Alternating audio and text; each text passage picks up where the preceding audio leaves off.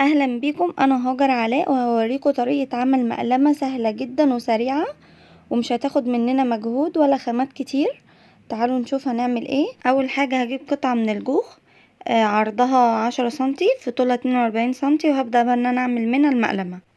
وهجيب سوستة صغيرة، تمام، وهبدأ ان انا اركبها على طرف الجوخ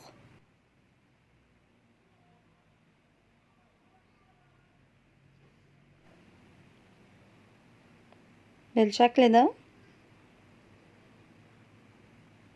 وبعد كده هركب الاتجاه التاني في طرف الجوخ من الاتجاه التاني برضو بالشكل ده. وبعد كده هشيل الزوايد اللي في السوستة من الاتجاهين،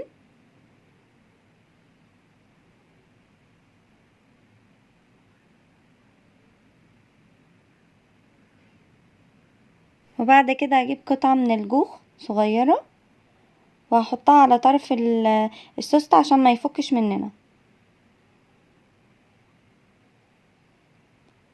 وهحط على الطرف التاني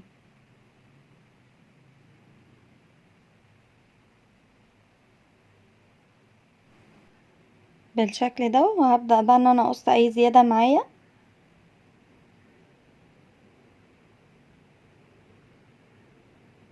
وبعد كده هخلي السوستة من ورا بالشكل ده، وهبدأ ان انا الزق الجناب.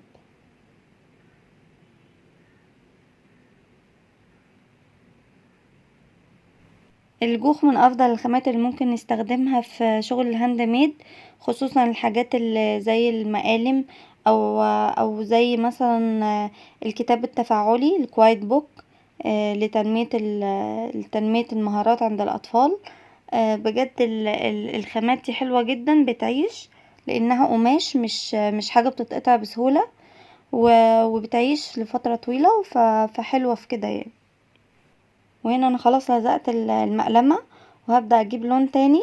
انا استخدمت اللون الاخضر ورسمت عليه نص دماغ الضفدعة بالشكل ده كده،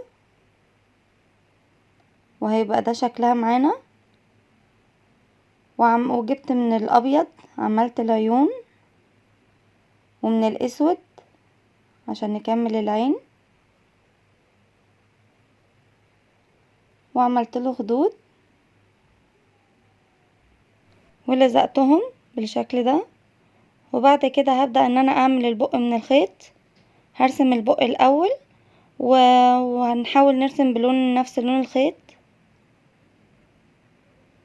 وبعد كده هعمل البق بالغرزة الخلفية بالشكل ده.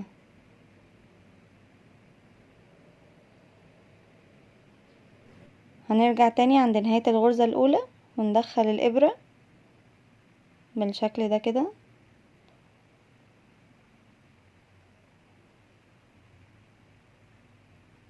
بعد ما نعمل الغرزة هنبعد مسافة وندخل الابرة، ونرجع عند نهاية الغرزة وندخل الابرة، ودي الطريقة. وهنا انا خلاص خلصت البق، وهبدأ بقى ان انا الزق الضفدعة على المقلمة. هحط شمع وهلزقها، وبكده ابقى خلصت معاكم المقلمة. يا رب تكون الفكرة عجبتكم وتكون سهلة في تنفيذها. ولو عجبكم الفيديو ما تنسوش بقى تعملوا لايك وشير وسبسكرايب وتفعلوا كلمة الكل علشان يوصلكم كل الفيديوهات الجديدة. وشكرا على المشاهدة.